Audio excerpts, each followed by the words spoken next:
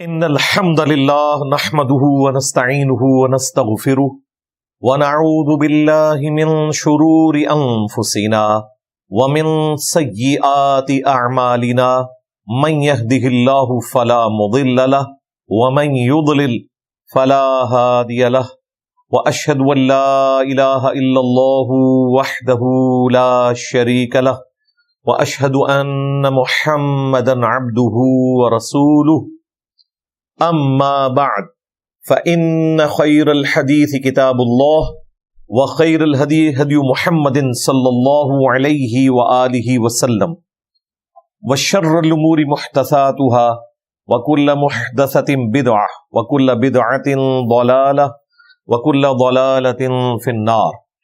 أعوذ بالله السميع العليم من الشيطان الرجيم من همزه ونفخه ونفثه. بسم الله الرحمن الرحيم. رب اشرح لي صدري ويسر لي أمري واحلل عقدة من لساني يفقهوا قولي. بسم الله الرحمن الرحيم. إن الله وملائكته يصلون على النبي يا أيها الذين آمنوا صلوا عليه وسلموا تسليما. اللهم صل على محمد وعلى آل محمد كما صليت على إبراهيم وعلى آل إبراهيم إنك حميد مجيد.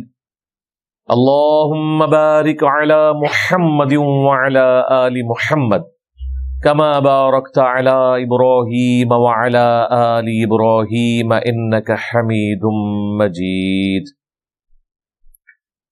اللهم ربنا آتنا في الدنيا حسنة وفي الآخرة حسنة وقنا عذاب النار. وربنا آتنا من لدنك رحمة وهيئ لنا من أمرنا رشدا. لا إله إلا أنت سبحانك إني كنت من الظالمين. حسبنا الله ونعم الوكيل. یا حی یا قیوم برحمتک استغیث ولا حول ولا قوة الا باللہ العلی العظیم. آمین. الحمدللہ آج 22 ستمبر 2024 کو سنڈے کے دن ہماری یہ قرآن کلاس نمبر 194 کی اسٹوڈیو ریکارڈنگ ہونے جا رہی ہے. آج انشاءاللہ تعالی ہم سورہ بنی اسرائیل کی آیت نمبر 36 سے آنورڈ سٹارٹ لیں گے. اعوذ باللہ من الشیطان الرجیم. بسم اللہ الرحمن الرحیم. 10 کمانڈمنٹس میں سے 9th کمانڈ آ رہی ہے. وَلَا تَخْفُ مَا لَيْسَ لَكَ بِهِ عِلْمٍ. اور اس بات کے پیچھے مت پڑنا، اس کی پیروی نہ کرنا جس کے بارے میں تمہارے پاس علم نہ ہو. ان السمع والبصر والفؤاد كل اولئک کان عنہ مسئولا. بے شک کان، آنکھ اور دل یا دماغ یا اپروپریٹ کہہ لیں عقل، ان سب کے بارے میں تم سے سوال ہوگا قیامت کے دن. یعنی یہ 3 جو اللہ تعالیٰ نے مین انسٹرومنٹس دیے ہیں، کان، آنکھ اور عقل، دل ہو یا دماغ، کیونکہ دل بھی سوچتا ہے دماغ بھی سوچتا ہے. اس کے اوپر الگ سے میری ویڈیو ہے. انسٹرومنٹ آف انٹلیکٹ، عقل کا جو آلہ ہے وہ دل بھی ہے اور دماغ بھی ہے. ان 3 اعضاء کو یوز کر کے تم نے حق بات تک پہنچنے کی کوشش کرنی ہے اور کسی ایسی چیز کی پیروی نہیں کرنی جس کے بارے میں تمہارے پاس علم نہیں ہے. اس کا یہ مطلب نہیں ہے کہ آپ کو کسی چیز کا تعارف ہوتا ہے تو آپ اس کے بارے میں پھر علم ہی حاصل نہ کریں، کیونکہ اگر علم حاصل کیا اور بات سچ نکلی تو ہمیں پیروی کرنی پڑے گی. یہ بھی پبلک میں آپ نے کافی مشہور بات سنی ہوگی کہ جی کوئی اچھائی کی بات اگر سن لی تو پھر اس پہ عمل کرنا پڑ جائے گا. وہ یہ سمجھتے ہیں کہ اگر ہم نے اچھائی کی بات نہ سنی تو قیامت والے دن شاید اللہ تعالیٰ ہمیں چھوڑ دے کہ اس بیچارے کو تو پتہ ہی کوئی نہیں تھا. Ignorance is no excuse on the day of judgment. کسی شخص کا کسی چیز سے متعارف نہ ہونا جو کہ ضروریات دین میں سے ہے، قیامت کے دن اللہ کے حضور کوئی عذر نہیں ہے، دنیا میں بھی نہیں ہے۔ کوئی شخص جو ٹریفک سگنل کو توڑتا ہے، پہلی دفعہ موٹر وے پہ 130 کی سپیڈ کے اوپر گاڑی دوڑانا شروع کر دے، اور کہ میں تو جرمنی میں چلاتا تھا، وہاں تو سپیڈ لمٹ ہی کوئی نہیں ہے، اسے بتایا جائے گا کہ بھائی یہاں تو ہے، اور اب آپ جرمانہ ادا کریں، انشاءاللہ پھر آپ کبھی نہیں بھولیں گے کہ یہاں پہ لمٹ ہے۔ وہ کہ جی مجھے تو نہیں پتا تھا لہذا اس دفعہ چھوڑ دیں، وہ کہیں گے بھائی ریکارڈ ہو چکا ہے، جرمانہ تو آپ کو دینا ہوگا۔ دنیا میں بھی اگنورنس کوئی ایکسکیوز نہیں۔ کوئی شخص بے شک اپنی تعلیم میں کسی بورڈ کا ٹاپر بھی رہا ہو، اور اگلی کلاس کے پیپر ہونے والے ہوں، راستے میں اس کا ایکسیڈنٹ ہو جائے، یا راستے میں اس کے ساتھ کوئی ایسا ایشو بن جائے، ٹریفک میں لیٹ ہو جائے، اور وہ کمرہ امتحان میں 1 گھنٹے بعد پہنچے، تو وہ ایگزامینر سے نہیں کہہ سکتا کہ جی مجھے 1 گھنٹہ فالتو دے دیں، وہ کہیں گے آپ کے ساتھ بیڈ لک ہو گئی ہے۔ تو اگنورینس کوئی ایکسکیوز نہیں ہے۔ اسی قسم کی جو بیڈ لک کے بہانے لوگ کہتے ہیں جی مجھے تو وقت ہی اتنا نہیں ملا، مجھے تو حالات و واقعات ایسے نہیں ملے کہ میں دین کا علم حاصل کر سکوں، لہذا قیامت والے دن اللہ کے حضور کوئی بچنے کی سبیل ہو جائے گی، تو یہ بالکل غلط ہے۔ باقی وہ حدیث جو جامع ترمذی میں موجود ہے کہ قیامت والے دن کوئی شخص اس وقت تک اپنا قدم نہیں ہٹا سکے گا جب تک کہ 5 سوالوں کے جواب نہ دے لے۔ نمبر 1، عمر کس کام میں گزاری۔ نمبر 2، جوانی کیسے گزاری۔ حالانکہ عمر کے اندر جوانی بھی آتی ہے، لیکن چونکہ یہ گولڈن پیریڈ ہے، اس سوال کا جواب دنیا میں بھی آپ تلاش کریں گے تو پتہ چل جائے گا یہ سوال قیامت والے دن کیوں ہو رہا ہے، کیونکہ انسان کے پاس ٹائم بھی ہوتا ہے، طاقت بھی ہوتی ہے، وہ سچائی تک پہنچ سکتا ہے اپنی ایفرٹ پٹ کر کے، جس طرح جوانی میں اور کاموں کے لیے ایفرٹ پٹ کرتا ہے۔ تیسرا سوال ہوگا مال کیسے کمایا، یعنی کہ حلال طریقے سے یا حرام طریقے سے۔ چوتھا سوال ہوگا مال خرچ کہاں پر کیا، یعنی اس سے عیاشی کی یا جو جواز کی جگہ تھی وہیں پر خرچ کیا، بھلے اپنے ماں باپ پہ لگایا، بیوی بچوں پہ لگایا، وہ حلال جگہ ہے، بالکل اس کا ثواب بھی ہے۔ اور 5واں سوال ہوگا اپنے علم پر کہاں تک عمل کیا۔ وہ علم کی وجہ سے مجھے یہ بات یاد آئی، وَلَا تَقْفُ مَا لَيْسَ لَكَ بِهِ عِلْمٌ، اپنے علم پر کہاں تک عمل کیا۔ اس کو لوگوں نے غلط سمجھ لیا کہ قیامت والے دن یہ جو 5واں سوال ہونا ہے نا، اپنے علم پر کہاں تک عمل کیا، تو مطلب یہ ہے کہ علم حاصل کرنے کی ضرورت ہی نہیں ہے۔ 5واں سوال جب ہوگا تو ہم کہیں گے ہمارے پاس تو علم ہی نہیں تھا تو اللہ ہمیں چھوڑ دے گا۔ نہ، ایسے نہیں ہوگا، کیونکہ کوئی بھی مسلمان ایٹ لیسٹ یہ دعویٰ نہیں کر سکتا کہ میرے علم میں یہ بات نہیں ہے کہ علم دین حاصل کرنا ہر مسلمان مرد و عورت پر فرض ہے۔ یہ روایت بھی ہے، اس کے صحت میں کلام ہے سنن ابن ماجہ میں، لیکن اپنی اصل میں قرآن و سنت کا نچوڑ ہی یہی ہے کہ آپ نے علم دین حاصل کرنا ہے جس کے ساتھ آپ کی آخرت جڑی ہوئی ہے۔ تو جس شخص کو بھی یہ پتا ہے میں مسلمان ہوں، اسے یہ بھی پتا ہے کہ میں نے اتنا علم حاصل کرنا ہے کہ 24 گھنٹے کی زندگی میں اسلام کے مطابق گزار سکوں۔ اس لیے دیکھیں تبلیغی جماعت نے بھی جو 6 نمبر بنائے ہوئے ہیں نا، ان میں سے ایک علم بھی ہے، کیونکہ بنیادی چیز ہے۔ علم کے بغیر نہ آپ وضو کا طریقہ سیکھ سکتے ہیں، نہ غسل کا، نہ پاکی پلیدی کے مسائل سیکھ سکتے ہیں، نہ نماز پڑھنے کا طریقہ، نہ رمضان المبارک کے روزے، کیونکہ اسلام کی بنیاد تو بخاری مسلم میں ہے کہ 5 چیزوں پہ ہے۔ کلمے کے بعد نماز، زکوٰۃ، حج اور رمضان کے روزے، یہ 4 ہیں اعمال۔ پہلا جو ہے وہ تو عقیدہ ہے، توحید اور رسالت کے اعتبار سے۔ تو یہ جو 4 اعمال ہیں، جب تک ان کا علم حاصل نہیں ہوگا اور ان سے جڑی ہوئی چیزوں کا علم، اب ایک شخص کہتا ہے میرے پاس مال ہے اور میں حج کے لیے جا رہا ہوں، تو مال حلال طریقے سے کمایا ہونا چاہیے، یہ نہیں ہے کہ حرام طریقے سے کمایا اور حج کر لیا اور کہ میں اپنے گناہ معاف کروا لوں گا، کیونکہ مسلم شریف میں حدیث ہے کہ حج مبرور جو ہے وہ گزشتہ کے سارے گناہوں کو معاف کر دیتا ہے، تو لہٰذا بخشش ہو جائے گی۔ اس کے ساتھ جتنی کورالریز جڑی ہوئی ہیں نا، وہ بیک وقت ساری کے سارے فنکشنز کو سیٹسفائی ہونا چاہیے، تب جا کے کوئی اینڈ رزلٹ آپ کے حق میں نکلے گا۔ تو علم تو بہرحال آپ نے حاصل کرنا ہی کرنا ہے۔ اپنے علم پر کہاں تک عمل کیا، اس میں یہ بھی داخل ہے کہ علم حاصل کیا کہ نہیں کیا، کیونکہ یہ تو پتا تھا نا میں مسلمان ہوں، میں نے مرنا ہے، اللہ کے حضور پیش ہونا ہے، اس کے لیے تیاری کرنی ہے، یہ سارا کچھ تو ہمارے علم میں تھا نا، تو اس پہ کتنا عمل کیا کہ آخرت کی جواب دہی کے لیے کوشش کتنی کی، لہذا یہ اپنے دماغ سے نکال دیں۔ یہ کئی لوگ ہیں پرانے بوڑھے آپ دیکھیں، وہ کہتے ہیں نہیں جی وہ سننے دی لوڑ ہی کوئی نہیں، پھر عمل کرنا پڑے گا جی، وہ یہ سمجھتے ہیں نہ سنا تو شاید بخشش ہو جائے گی۔ اس طرح نہیں ہوگا بھائی، فرائض کا علم تو بہرحال حاصل کرنا ہی کرنا ہے، اس کے بغیر تو چھٹکارا نہیں ہے۔ تو قرآن یہ کہہ رہا ہے کہ کسی ایسی چیز کی پیروی نہیں کرنی جس کے بارے میں تمہارے پاس علم نہیں ہے، اور علم حاصل کرنے کے 3 بڑے انسٹرومنٹس کا ذکر کیا، کان، آنکھ اور عقل، دل ہو یا دماغ، ان کے ذریعے آپ نے علم کو حاصل کرنا ہے، اور اس کے بعد سچائی کی پیروی کرنی ہے اور برائی سے اجتناب کرنا ہے۔ اس کے بغیر آپ نے کسی بھی بات کی پیروی نہیں کرنی، بظاہر وہ کتنی ہی اچھی لگ رہی ہے، اگر ڈیفینیٹ علم نہیں ہے اس کی پیروی آپ نے نہیں کرنی، عین ممکن ہے وہ دین میں بدعت ہو۔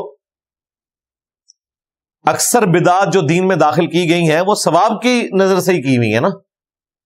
اگر کوئی شخص 10 محرم کے دن غیر شرعی افعال کرتا ہے تو نیت تو پیچھے اس کی بالکل درست ہے، اور وہ ثواب کی نیت سے کر رہا ہے، اہل البیت سے محبت کا اظہار کر رہا ہے، لیکن وہ کام کر رہا ہے جو اہل البیت علیہم السلام کی تعلیمات کے خلاف ہے۔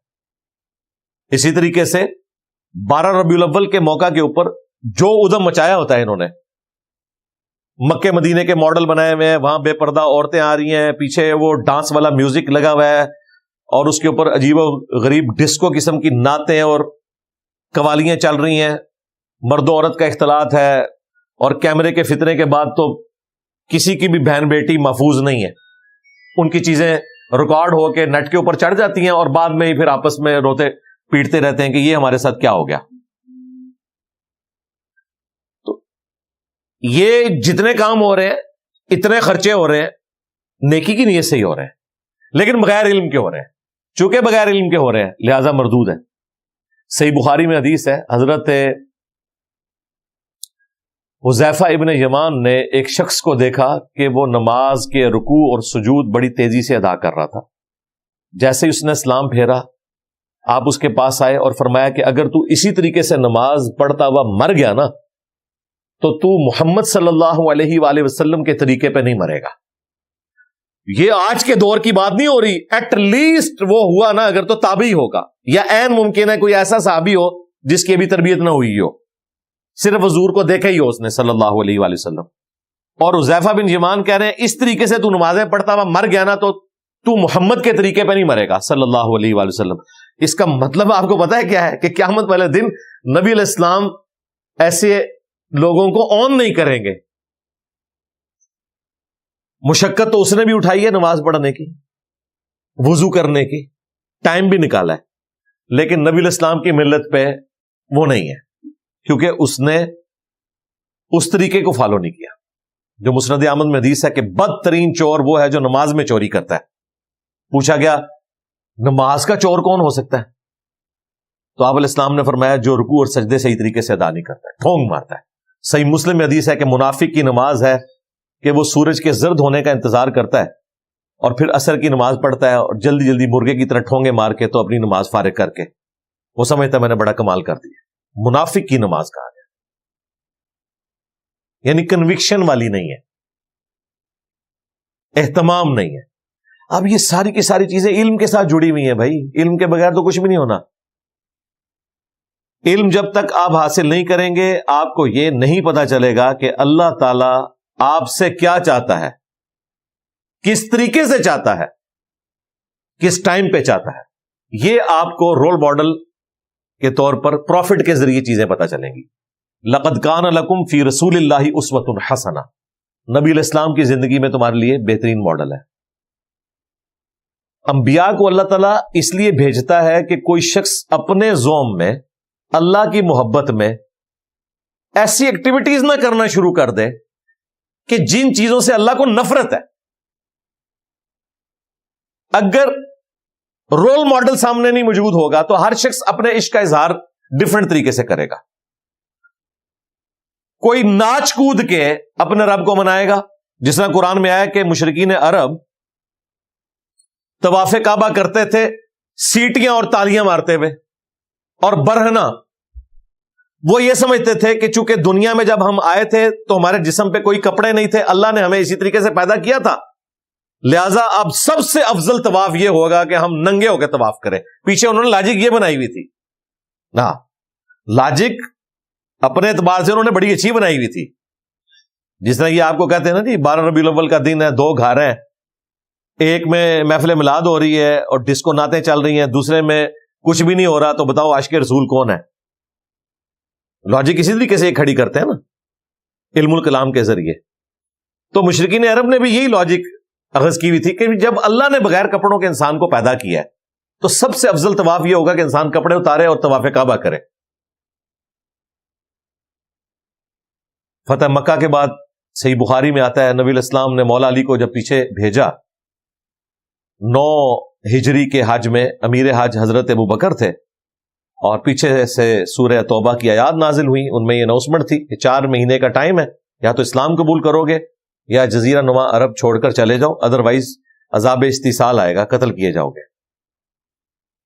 اور اگلے سال سے کوئی مشرک حج کے لیے نہیں آئے گا، اور نہ کوئی کپڑے اتار کر برہنہ حج کرے گا، یہ ساری چیزیں بین کر دی گئی۔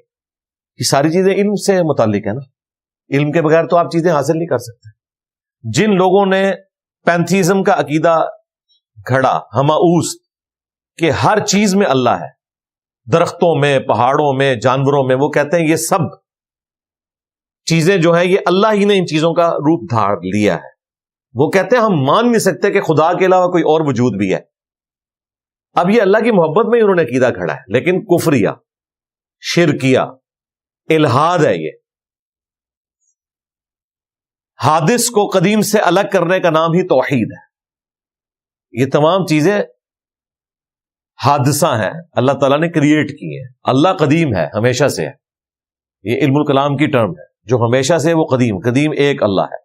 اگر مخلوق اور خالق کا فرق اس اعتبار سے ختم کر دیں گے تو توحید تو اسٹیک پہ لگ گئی۔ اب جن لوگوں نے یہ کیا، انہوں نے کہا کہ ہم اللہ سے ایسی محبت کرتے ہیں کہ اس کے سوا کوئی وجود ماننے کو ہم تیار ہی نہیں ہے۔ کیا محبت میں، لیکن وہ کام کیا جو اللہ تعالیٰ کو سب سے زیادہ ناپسند ہے۔ یہ اکثر آپ نے وہ مولانا روم نے بھی وہ کہانیاں بنا کے مصنوی میں لکھ دی کہ جی حضرت موسیٰ علیہ السلام نے ایک شخص کو دیکھا، وہ اللہ سے باتیں کر رہا تھا کہ یا اللہ تو میرے پاس آئے، میں تجھے نہلاؤں، پھر تیرے بالوں میں کنگھی کروں۔ تو موسیٰ علیہ السلام نے اسے بتایا کہ بھئی یہ تو اللہ کے بارے میں آپ نے عقیدہ نہیں رکھنا۔ وہ کہتے ہیں جب کوہ طور پہ ملاقات ہوئی تو اللہ تعالیٰ نے موسیٰ علیہ السلام کو ہی ڈانٹ دیا کہ تو نے میرے بندے کا دل دکھا دیا۔ بیسیکلی انہوں نے نانگے پیر جو ہر وقت غلاظت میں بھرے ہوئے ہوتے ہیں، کپڑے انہوں نے اتارے ہوتے ہیں، نہ انہیں کوئی پاکی پلیتی کا پتہ ہوتا ہے، ان کو انہوں نے نبیوں سے بڑھایا ہوا ہے۔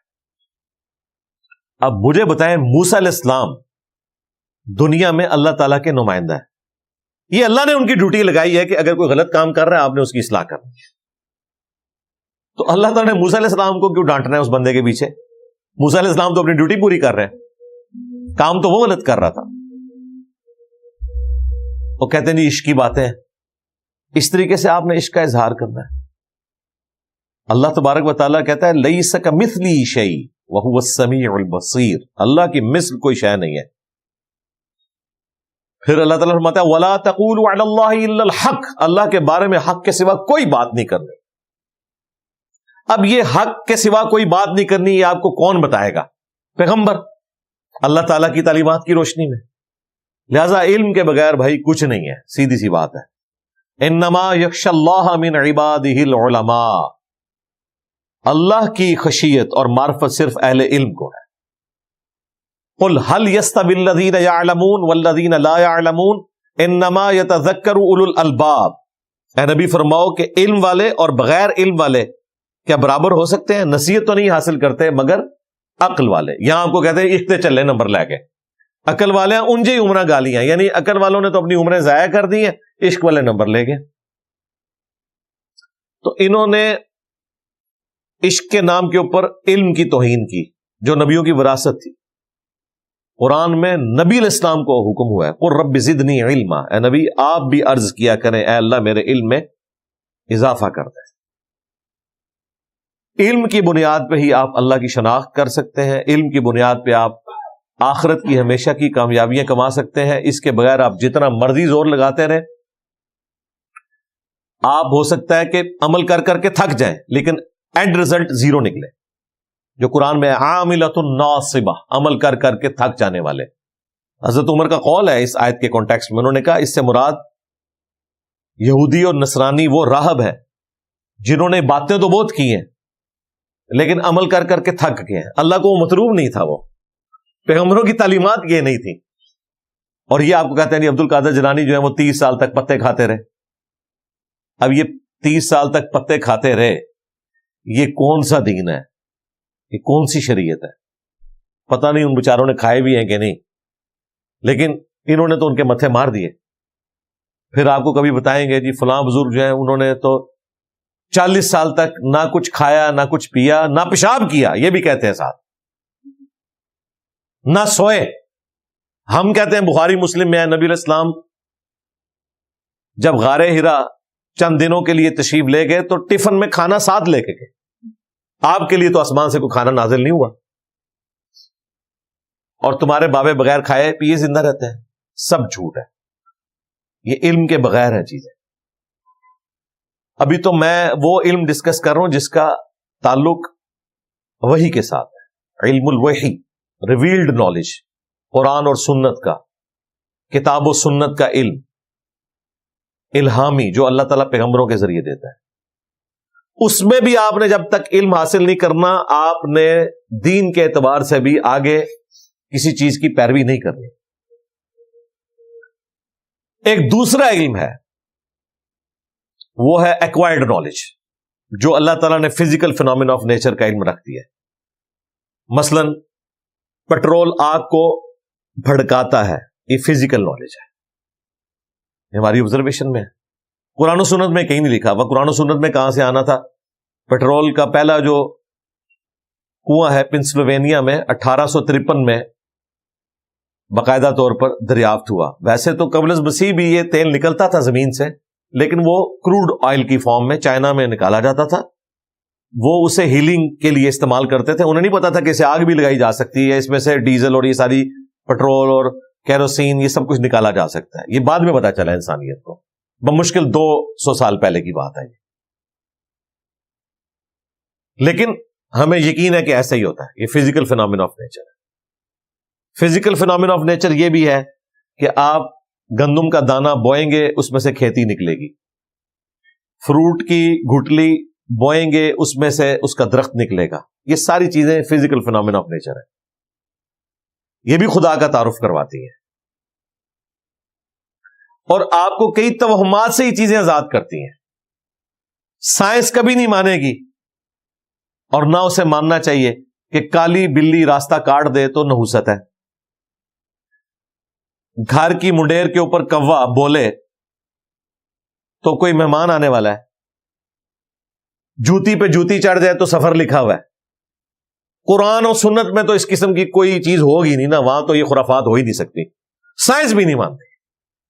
سائنس نے نہ صرف خدا کا تعارف انسانیت کو کروایا ہے، بلکہ جو جھوٹے خدا تھے یا خدا کے مقابلے پہ جھوٹے نظریات بنے ہوئے تھے، ان کی مٹی پلید کر کے رکھتی ہے۔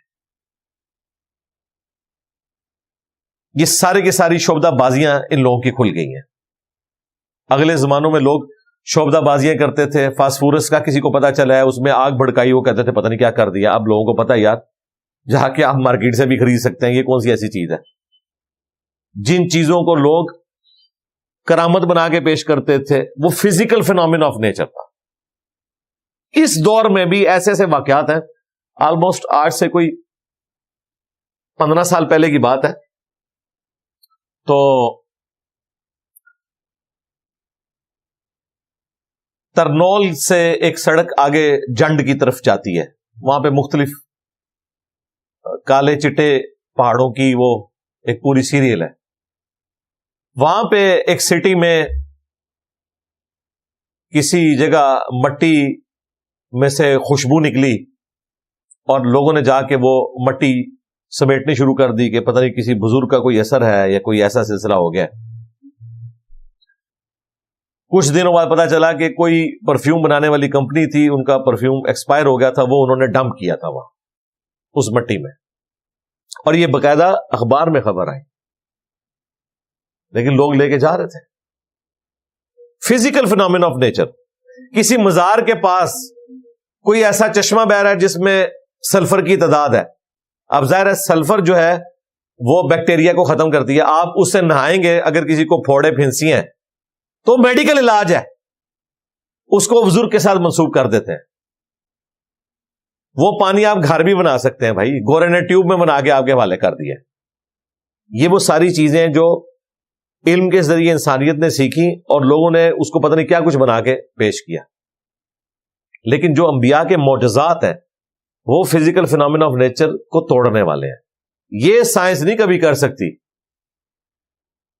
کہ مردے کو زندہ کرتا ہے, یہ عیسیٰ علیہ السلام کا معجزہ ہے. یہ بھی کبھی نہیں ہوگا کہ مٹی کی مورت میں کوئی پھونک مارے اور وہ پرندہ بن جائے.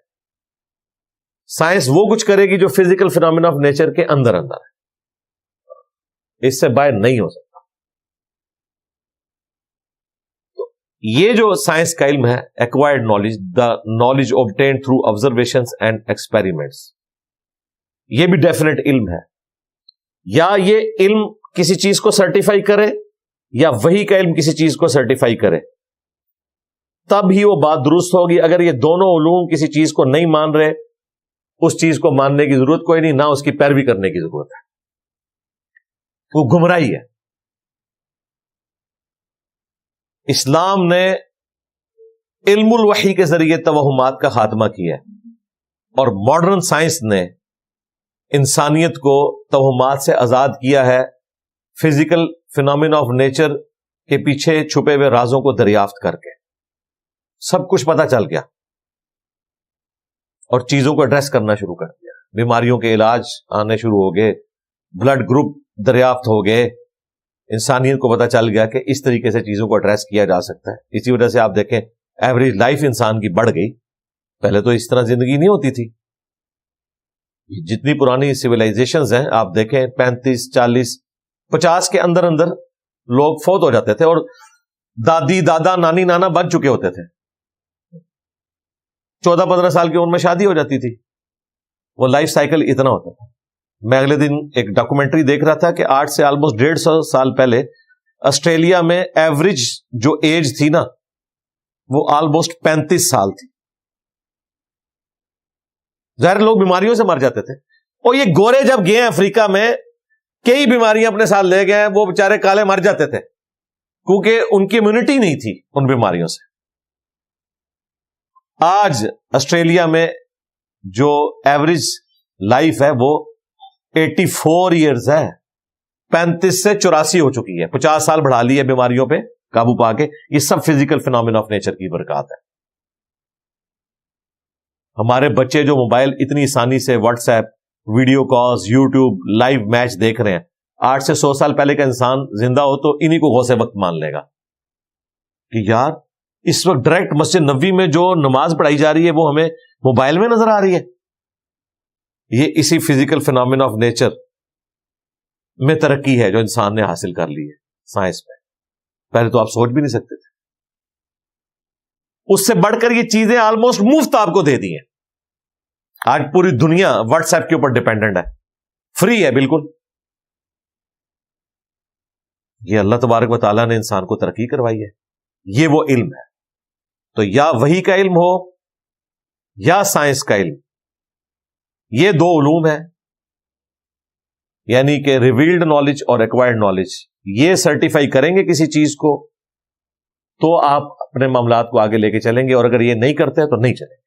اور یہ اتنے محکم قوانین ہیں کہ نمرود کے دربار میں حضرت ابراہیم علیہ السلام نے جب مجادلہ کیا, اس نے پہلی دلیل کے جواب میں کہا کہ میں بھی زندہ کرتا ہوں اور مارتا ہوں. ایک قیدی کو اس نے آزاد کر دیا, دوسرے کو قتل کر دیا.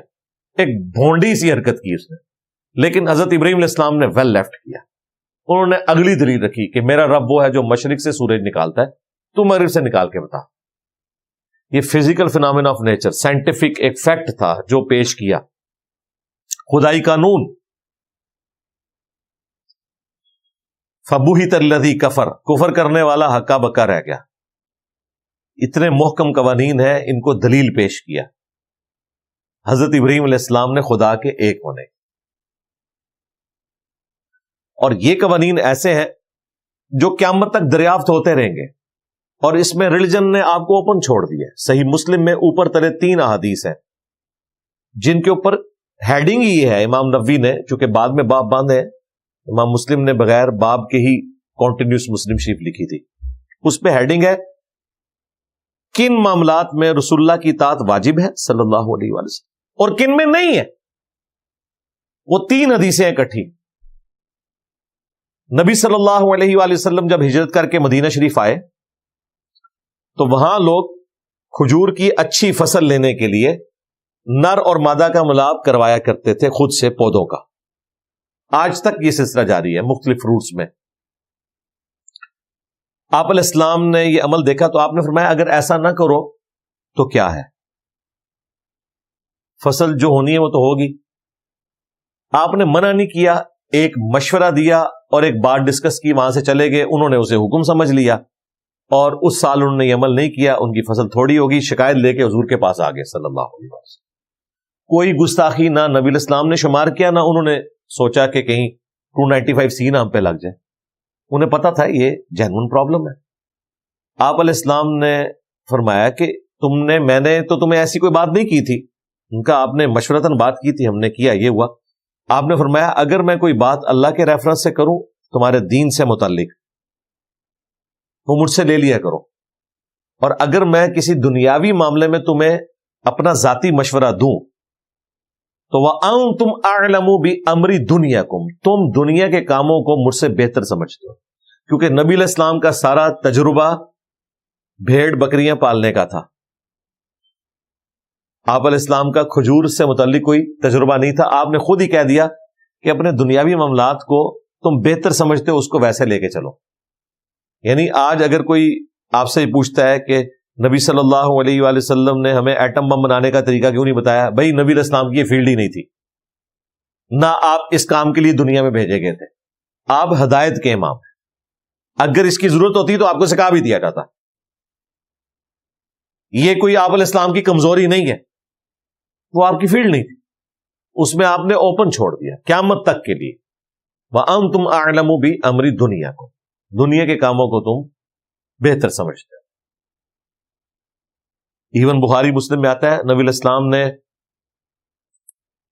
یعنی پریگنینسی کے دوران دودھ بچے کو پلانے سے منع فرمایا. پھر آپ نے کہا کہ میں نے پرشین اور رومن عورتوں کے بارے میں انفارمیشن مجھے ملی ہے کہ کوئی اس حوالے سے نقص ان کی اولاد میں نہیں ہوتا، تو میں تمہیں اس کی اجازت دیتا ہوں. یعنی ایک فزیکلی چیز جو اس وقت شاید کوئی متھ چل رہی ہوگی، اور بعد میں نبی علیہ السلام کی جب یہ علم میں آئی چیز، آپ نے اس کی ریمیڈی کی اس اعتبار سے کہ نہیں، جو فزیکلی یہ تجربات ہیں یہ بتا رہے ہیں کہ ایسا کوئی اور عمل نہیں ہے جس کی وجہ سے کوئی نقصان ہوتا ہو. تو اس طرح آپ علیہ السلام کو اگر کوئی خبر ملتی تھی اور ڈیفینیٹ ہوتی تھی تو آپ اس اعتبار سے مشورہ دے دیتے تھے.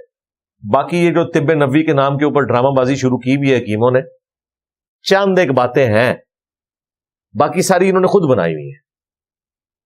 مثلا بخاری مسلم میں حدیث ہے کہ شفا 3 چیزوں میں ہے، شہد میں ہے، کپنگ کروانے میں، پچھنے لگوانے میں، کپنگ جو خون نکالا جاتا ہے، اور تیسرا داغ میں، اگر خون نہ رک رہا ہو تو داغ دینا، گرم کر کے لوہے کی سلاخ پھیرنا.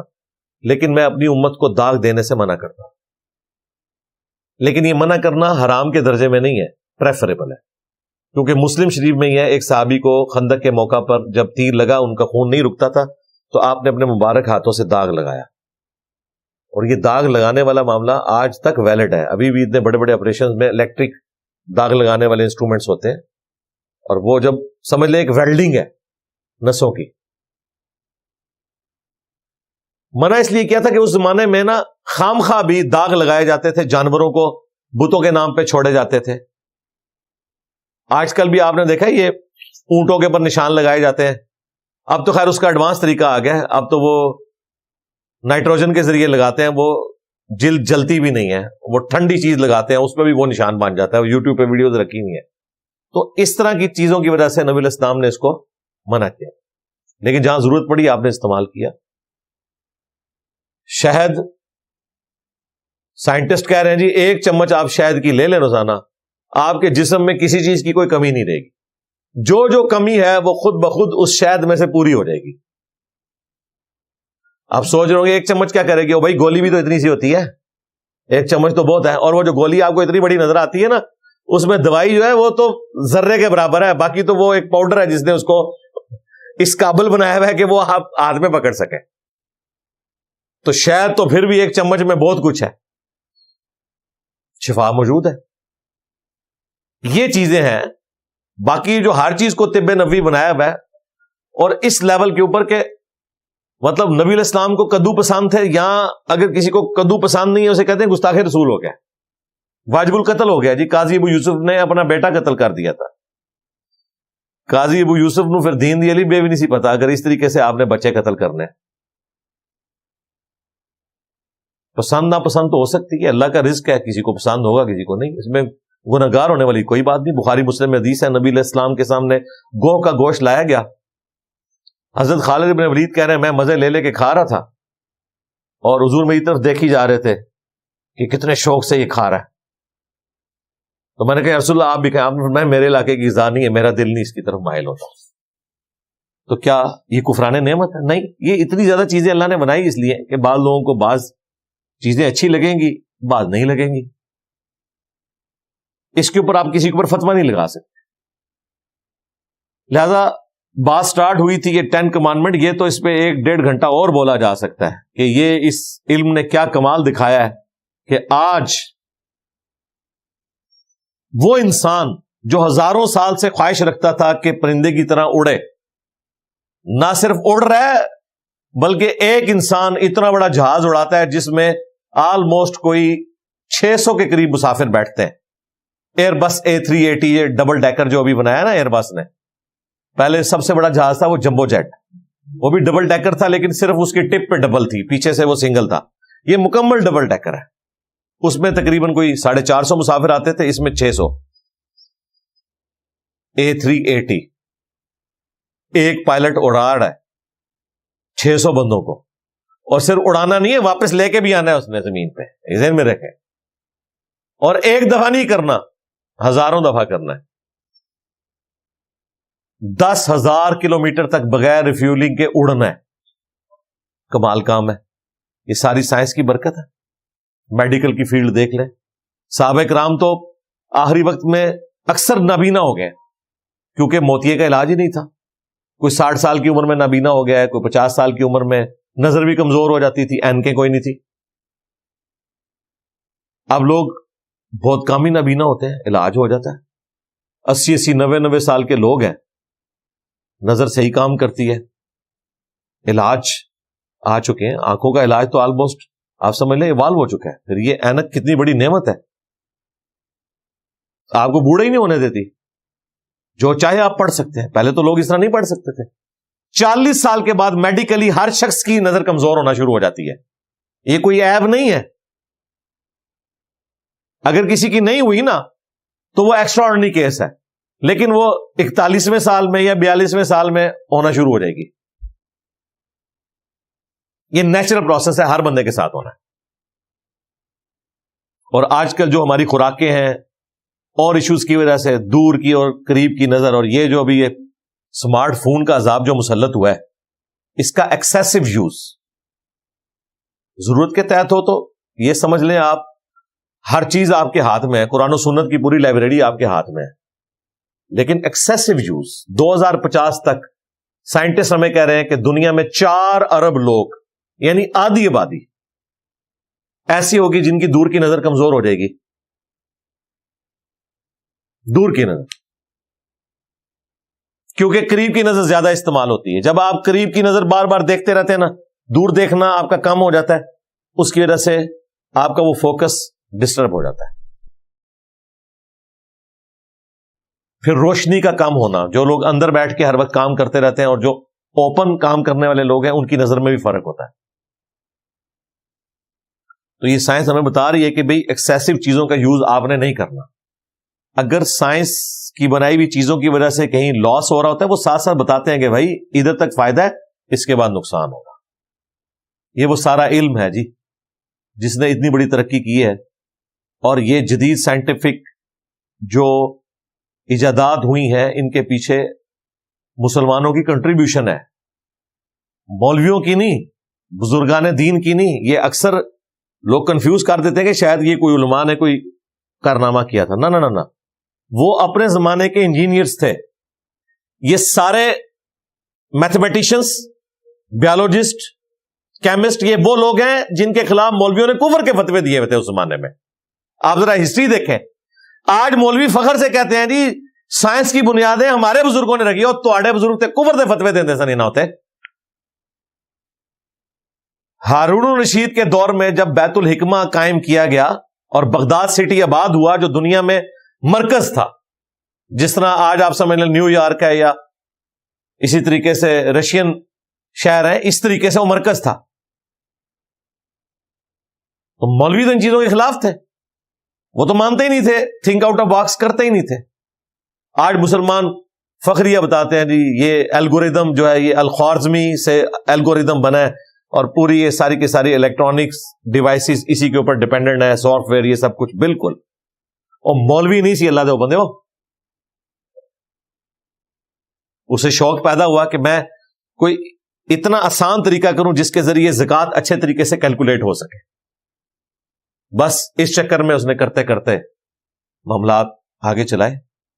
آپ کے تو بزرگوں کا ابھی تک یہ حال ہے کہ یہ جو شیخ احمد سرندی، جسے یہ مجدد الافسانی کہتے ہیں، بلکہ اس نے خود اپنے آپ کو مجدد ڈکلیئر کیا، اس نے اپنے مکتوبات میں لکھا ہے کہ اس سے کیا حاصل ہوتا ہے کہ تو کون کے تینوں اینگل جمع کریں تو ہمیشہ 180 جواب آتا ہے. آپ کو پتا ہے نا، ٹرائنگل جیسی مرضی شکل کی ہو اس کے تینوں زاویے جمع کریں ہمیشہ 180 آتا ہے. تو یہ باقاعدہ اس نے لکھا ہے، کہتا ہے اس میں سے کیا نکلتا ہے. اب اسے کیا بتایا جائے اس میں سے کیا نکلتا ہے؟ اس میں سے یہ نکلتا ہے کہ تم لوگ ذلیل و خوار ہو کے مکے اور مدینے حج عمرے کے لیے جاتے تھے، اور اب یہ نکلا ہے کہ 4 گھنٹے میں لوگ جدہ پہنچ جاتے ہیں ہوائی جہاز میں اڑ کے. تو کون سے تو کوئی چیز آزاد نہیں ہے، سارے اینگلز کی گیم ہے. یہ پروں کی جو ایروفائل سٹرکچر ہے یہ ساری کی ساری یہی ہے. اسی لیے پھر انہوں نے ترقی تو نہیں کرنی تھی نا، انہوں نے فتوے دیے اس وقت، اور باقاعدہ ان سائنٹسٹ کو بعد میں جیلوں میں ڈلوایا گیا، اور پتہ نہیں کیا کچھ ہوا. پھر کوئی کسر رہ گئی تھی تو امام غزالی نے پھر ماشاءاللہ جو کچھ کیا اپنی کتابوں میں، انہوں نے کہا یہ تو کفر کی طرف لے جانے والا علم ہے. جو اس کی وہ غلط چیزیں تھی تو وہ تو اپنی جگہ. یہ کوئی سکون کی زندگی نہیں ان لوگوں نے گزاری. یہ نہ سمجھے گا یہ کوئی صوفیاء تھے یا بزرگان دین تھے یا کوئی محدثین تھے یا مفسرین تھے. یہ بےچارے اسی طریقے سے اپنے اینڈ پہ کوشش کرنے والے لوگ تھے، بیماریوں کے علاج دریافت کیے. ہاں اسلام کو ان کا کریڈٹ ضرور جاتا ہے کیونکہ اسلام نے ان کا دماغ کھولا. اسی آیت نے کسی چیز کی پیروی اس وقت تک مت کرنا، وَلَا تَقْفُ مَا لَيْسَ لَكَ بِهِ عِلْمٌ إِنَّ السَّمْعَ وَالْبَصَرَ وَالْفُؤَادَ كُلُّ أُولَٰئِكَ كَانَ عَنْهُ مَسْئُولًا. اسی چیز کو آگے اسی آیت پہ ڈاکٹر اقبال نے جو reconstruction of religious thoughts in Islam جو خطبات ہیں ان کے 6، اس میں انہوں نے یہی بات کی ہے کہ inner core of present western civilization is Quranic. وہ کہتے ہیں اس وقت جو ویسٹ کی ترقی ہے نا، اس کی انر کور قرآن پہ ڈیپینڈنٹ ہے، اس اعتبار سے کہ قرآن بھی کہتا ہے بغیر علم کے پیروی نہیں کرنی.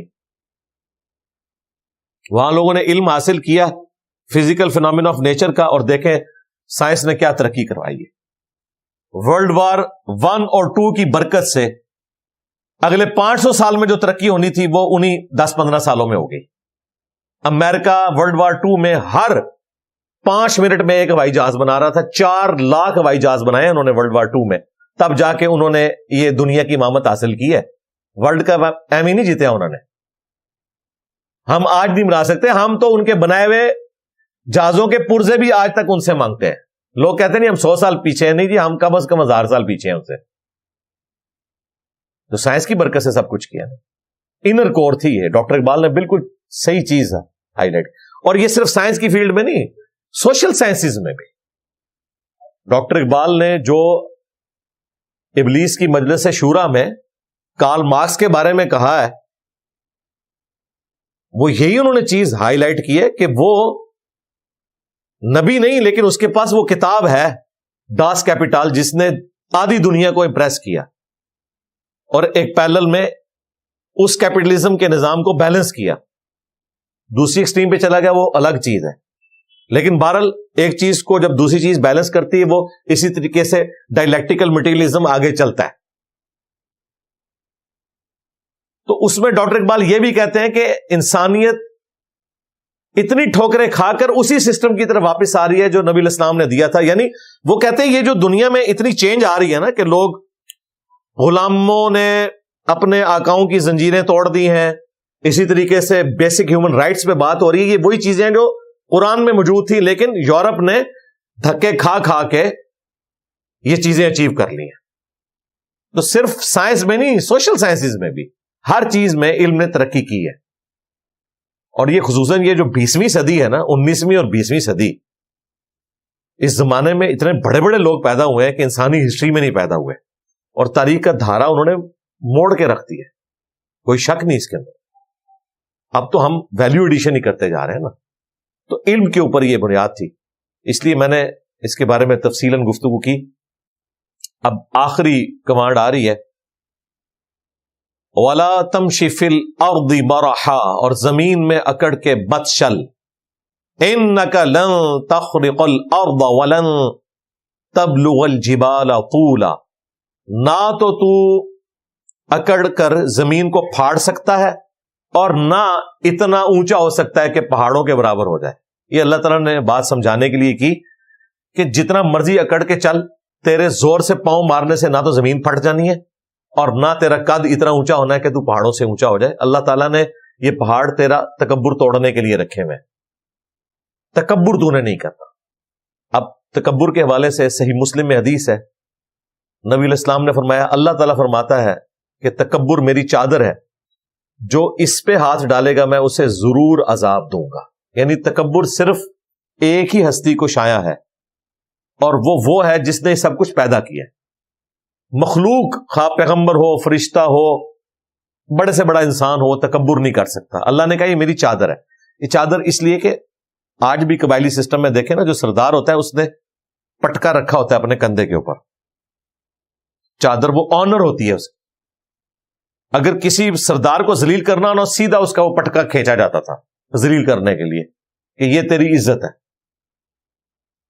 تو یہ مثال کے طور پر بات کی گئی کہ تکبر میری چادر ہے. یعنی اللہ تعالیٰ میں جس طرح یہ سرداروں کی چادر ہے نا، تکبر میری چادر ہے، اس کو جو ہاتھ ڈالے گا نا اسے میں عذاب دوں گا. اور کسی کو شایع نہیں ہے تکبر. اور مسلم شریف میں ایک اور حدیث ہے، آپ صلی اللہ علیہ وآلہ وسلم نے فرمایا، جس کے دل میں رائی کے دانے کے برابر بھی تکبر ہوا، جنت میں اس نے نہیں جانا. رائی کے دانے کے برابر. تو صحابہ کرام نے کہا یا رسول اللہ، بعض اوقات ہماری خواہش ہوتی ہے ہمارے کپڑے اچھے ہوں، جوتیاں اچھی ہوں، کیا یہ بھی تکبر ہے؟ آپ نے فرمایا اللہ بھی خوبصورت ہے، خوبصورتی کو پسند فرماتا ہے. یہ تکبر نہیں ہے. تکبر یہ ہے کہ تم حق بات سے اناد کرو، یعنی منہ پھیر لو اور لوگوں کو حقیر جانو. دو چیزیں فرمائی. آپ اچھا لباس پہنے، اچھی جوتیاں پہنے، کوئی مسئلہ نہیں، لیکن اس کی بنیاد پہ کسی سے نفرت نہ کریں، ورنہ تکبر ہو جائے گا. اور اس سے بڑا تکبر کہ آپ کو حق پتہ چل جائے قرآن و سنت کی فارم میں یا کسی اور فارم میں، آپ جان بوجھ کے آنکھیں بند کر لیں، تو یہ آپ کے تکبر کی علامت ہے کہ آپ کے اندر اتنی اکڑ ہے کہ آپ کو پتہ چل گیا کہ یہ سچائی تھی، لیکن آپ کہہ رہے ہیں میں نہیں مانتا. آپ کو بتایا گیا بھی قرآن میں لکھا ہے ایاک نعبد و ایاک نستعین، آپ کہہ رہے ہیں نہیں میں نے نہیں ماننا، میں نے تو سن فریاد پیراں دیا پیرا یہ پڑھنا ہے. یہ تکبر ہے. آپ کو بتایا گیا بخاری مسلم میں نماز کا طریقہ یہ، آپ کہتے ہیں میں نہیں مانتا. تو یہ اللہ اور اس کے رسول کے مقابلے پر آپ کھڑے ہو رہے ہیں. تکبر وہ بری چیز ہے. لوگ کہتے ہیں نا جی لوگ گمراہ ہوتے ہیں شیطان کی پیروی کر کے. تکبر وہ گناہ ہے جس نے شیطان کو شیطان بنا دیا تھا. شیطان کو کس نے گمراہ کیا تھا؟ تکبر. باقیوں کو شیطان گمراہ کرتا ہے دعوت کی حد تک، لیکن یہ تکبر اتنی بری چیز ہے کہ اس نے شیطان کو شیطان بنایا. اسی لیے ہمیں بتایا گیا کہ آپ نے کیا وظیفہ اڈاپٹ کرنا ہے. بخاری مسلم میں حدیث ہے، جنت کے خزانوں میں سے ایک خزانہ ہے لا حول ولا قوت الا باللہ. نہیں ہے طاقت نیکیاں کرنے کی اور نہ قوت ہے گناہوں سے بچنے کی مگر اس کی توفیق سے. اپنے آپ کو اللہ کے سپرد کرنا ہے، پھر تکبر ختم ہوگا. تو اللہ تعالیٰ ہمارا ہے زمین پر اکڑ کر مت چلنا، نہ تو زمین کو پھاڑ لے گا اور نہ تو پہاڑوں کے برابر اونچا ہو سکتا ہے. اب یہ 10 کمانڈمنٹس جب مکمل ہوئی تو اس کے اوپر ورڈکٹ آ رہی ہے، کل ذالک کان سیئہ عند ربک مکروہا. یہ جتنی چیزیں اوپر بیان ہوئی ان میں جو برائی والی باتیں تھیں وہ تیرے رب کے ہاں انتہائی ناپسندیدہ ہیں. ذالک مما اوحی الیک ربک من الحکمہ. یہ ہیں وہ حکمت کی باتیں جو تمہارے رب کی طرف سے تمہیں وحی کی جاتی ہیں اے نبی صلی اللہ علیہ وآلہ وسلم، اور آپ کے ذریعے پوری انسانیت کو. یہ حکمت کی باتیں ہیں. یہ 10 کمانڈمنٹس کہاں سے سٹارٹ ہوئی تھی؟ 4تھی 5ویں کلاس ہے ہماری، توحید سے سٹارٹ ہوئی تھی کہ اللہ کے ساتھ کسی کو شریک نہیں ٹھہرانا. اس کے بعد ماں باپ کے ساتھ حسن سلوک کرنا ہے. اگر وہ بڑھاپے کو پہنچ جائیں تو ان کے سامنے عاجزی کے ساتھ اپنے کندھے جھکا کے رکھنے ہیں، انہیں اف بھی نہیں کہنا. اس کے بعد فضول خرچی نہیں کرنی، رشتہ داروں کو حق دینا ہے ان کا، مسکینوں کو بھی. اولاد کو مفلسی کے ڈر سے قتل نہیں کرنا، بدکاری کے قریب نہیں جانا اور کسی جان کو قتل نہیں کرنا سوائے اس استثناء کے کہ قتل کے بدلے قتل یا فساد فی الارض. اور یتیم کے مال کے قریب نہیں جانا یہاں تک کہ وہ جوان نہ ہو جائے. اور کوئی چیز کسی کو تول کر دینی ہے یا ماپ کے تو اپنا ترازو سیدھا رکھنا ہے، ایمانداری سے رزق حلال کمانا ہے. اور اس کے بعد آج والی یہ کمانڈ آئی کہ علم کے بغیر کسی چیز کی پیروی نہیں کرنی، اور آخری تکبر نہیں کرنا. یہ 10 کمانڈمنٹس کے اوپر میں نے پورا ریسرچ پیپر بھی لکھا ہے. ریسرچ پیپر نمبر جو 7 ہے نا، 4 صفحے ہیں. 2 صفحوں کے اوپر 10 کمانڈمنٹس ہیں اور 2 صفحوں کے اوپر اللہ کے صحیح اولیاء کی 12 خصوصیات سورۃ الفرقان کے آخری رکوع کی روشنی میں. یہ دونوں ہم نے ایک میں کور کیا ہے. اہل سنت پاک.com پہ اور ریسرچ پیپر رکھا ہے. میں نے باقاعدہ نمبرنگ بھی کر دی ہے. ایک اور چیز اس میں سکپ ہوگی، وہ تھی کہ عہد کو پورا کرنا ہے. تم سے عہد کے بارے میں پوچھا جائے گا. اب یہ بات ہوئی کہ یہ حکمت کی باتیں ہیں جو آپ کو وحی کی گئی ہیں آپ کے رب کی طرف سے. اب دیکھیں بریکٹ ختم ہو رہی ہے، وَلَا تَجْعَلْ مَعَ اللَّهِ إِلَٰهًا آخر. اور دیکھنا اللہ کے ساتھ کسی کو معبود نہ ٹھہرا لینا. اول توحید آخر توحید. فَتُلْقَىٰ فِي جَهَنَّمَ، ورنہ تمہیں جہنم میں پھینک دیا جائے گا. مَلُومًا مَدْحُورًا، تانے دیتے ہوئے، دھکے مار کے، ملامت زدہ کر کے کہ جا جہنم میں. یہ وہ بات ہے، ذلیل و خوار کر کے، باتیں سنا سنا کے کہ تو نے اللہ کے ساتھ شرک کیا. افاصفاکم ربکم بالبنین، کیا تمہارے رب نے تمہیں تو چن لیا بیٹوں کے ساتھ.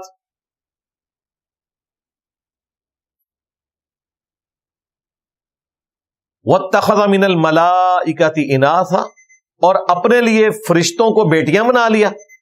اب دیکھیں یہ نعوذ باللہ من ذالک، مشرکین عرب کہتے تھے یہ فرشتے اللہ کی بیٹی ہیں، اور دوسری طرف اپنی حالت یہ تھی کہ اگر کسی کے گھر بیٹی پیدا ہوتی اسے وہ زندہ درگور کر دیتا. اور قرآن میں آتا ہے کہ وہ شرمندگی کے مارے اپنے رشتہ داروں کو فیس نہیں کرتا تھا کہ اب یہ میرے گھر بیٹی پیدا ہوئی ہے کہ اسے میں قتل کر دوں یا زمین میں دبا دوں. چہرہ اس کا لٹک جاتا، سیاہ پڑ جاتا. ابھی خام خواہ ایک، چونکہ قبائلی سسٹم میں بیٹے ذرا اسٹرینتھ کی علامت ہوتے تھے تو اس لیے پھر یہ اس طرح کے معاملات ہوتے تھے. حالانکہ وہ یہ نہیں سوچتے تھے کہ یہ اولاد بھی تو اللہ تعالیٰ نے کسی عورت سے تمہیں دی ہے، اگر یوں کرو گے تو پھر یہ سلسلہ آگے کیسے چلے گا؟ تو یہ حقارت کی نظر سے بیٹیوں کو دیکھا جاتا تھا، عورتوں کو پاؤں کی جوتی سمجھا جاتا تھا۔ اس کانٹیکسٹ میں اللہ تعالیٰ بیان کر رہا ہے کہ اگر تم اللہ سے محبت کرتے ہو تو پھر تو تمہیں چاہیے کہ تم اللہ تبارک و تعالی کے لیے بھی وہی چیز پسند کرو جو اپنے لیے پسند کرتے ہو، لیکن تمہارا حال یہ ہے کہ تم فرشتوں کو بتا رہے ہو کہ وہ اللہ کی بیٹیاں ہیں، اور اپنا حال یہ ہے کہ بیٹی پیدا ہو جائے تو تمہارا چہرہ لٹک جاتا ہے۔ کیا کمٹمنٹ ہے تمہاری اپنے رب کے ساتھ؟ ہونا تو چاہیے تھا۔ رب کے لیے بھی بیٹے پسند کرتے، فرشتوں کو اللہ کے بیٹے کہہ دیتے، ہے تو وہ بھی شرک تھا، لیکن کوئی ڈھنگ سے کوئی چیز ہونی چاہیے تھی، لیکن نہیں۔ انکم لتقولون قولا عظیما، بے شک تم بہت بڑی جرت کا کلمہ بول رہے ہو جو اللہ تعالی کے لیے اولاد تجویز کر رہے ہو کہ یہ فرشتے اس کی بیٹیاں ہیں۔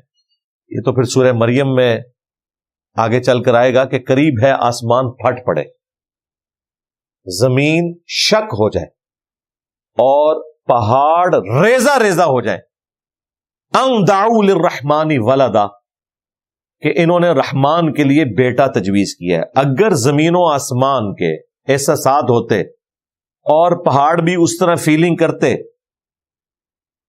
کہ کتنا بڑا جرم ہے اللہ کے نزدیک، یا اللہ تعالیٰ انہیں ایکسپریس کرنے کی اجازت دے دیتا تو تم پہ آسمان پھٹ پڑتا، زمین شک ہو جاتی، تم زمین میں دسا دیے جاتے اور پہاڑ ریزہ ریزہ ہو جاتے کہ انہوں نے اللہ کے لیے اولاد تجویز کر دی ہے، کیونکہ اللہ تعالیٰ تو اولاد سے پاک ہے۔ اولاد انسانوں کی ضرورت ہو سکتی ہے جنہیں یہ خواہش ہے کہ ان کا نام کوئی روشن کرنے والا ہو ان کے بعد، کیونکہ انسان کو موت آنی ہے، وہ ایسا کام کر کے جانا چاہتا ہے کہ اس کے مرنے کے بعد اسے یاد رکھا جائے، یا اس کی اولاد ہو جو یاد کرے کہ جی ہم فلاں قبیلے کے ہیں، فلاں ہمارے بزرگ ہوتے تھے۔ اللہ کو تو ایسی کوئی حاجت ہی نہیں ہے، اللہ کو تو موت ہی نہیں آنی، جسے موت نہیں آنی اسے اولاد کی ضرورت نہیں ہے۔ یہ اللہ کی خوبی ہے۔ قل هو اللہ احد اللہ الصمد لم یلد ولم یولد ولم یکن له کفوا احد۔